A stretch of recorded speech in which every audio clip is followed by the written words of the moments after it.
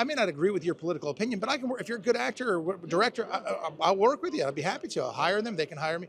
I don't think it works both ways sometimes, and that's unfortunate. They've tried to cancel me in Hollywood so many times.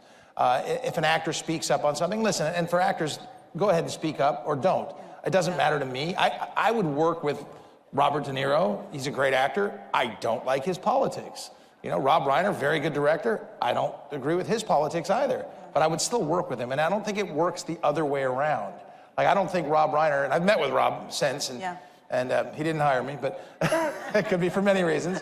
But, you know, you just sort of wonder, you know, why it's so solid, such a solid wall on one side and not the other.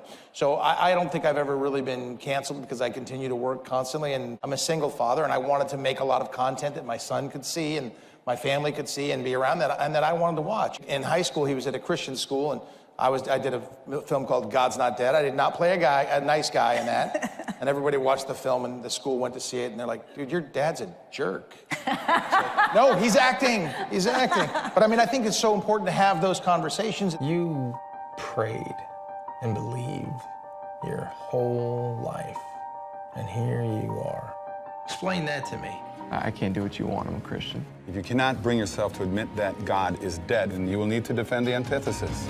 My son's 24. Does that make him a Gen Z guy? Does it? In that area, I was worried about our youth. I really was. So doing this, putting out content that they can watch and talk about, and showing them, you know, again, politics downstream from culture. Put it out there and hopefully change the culture. And I think that's happening. I mean, if we had this conversation 3 years ago, you know, oh my gosh, what a horrible conversation to have, but now it's okay to have this conversation. Well, I think it's just kind of crazy when you can go up and at the Tonys and say F Trump and get a standing ovation. I mean, that kind of stuff is ridiculous, and I don't think they have the moral high ground by any stretch of the imagination. Went on the last 4 years under President Biden, that bureaucracy and that administration is a joke. Every day was frustrating for me. Now I wake up every morning, check the news, and it feels like it's my birthday. So it's nice to see common sense returning and some great moves being made for the United States of America.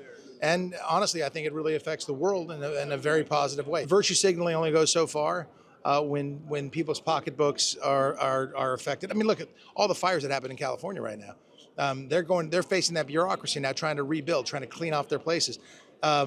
It's insane. I used to live right there. 6 houses I used to live in are all gone. So once you're exposed to that, if you're above that and away from that, oh, sure, that's a great policy. Once it's affecting you, I think it changes people's minds. So I think they're going to see the common sense that President Trump has going on. I'm not going to pick on everybody in Hollywood. I mean, they love the virtue signal. If you speak out against it, they love to ostracize you. And I think that they're sort of seeing that, you know, at this point in time, the tide is turning and common sense will prevail, and can't wait to see what happens at the end of this year. Like what he gets accomplished in this calendar year I think is going to be historic, and he is a superhero.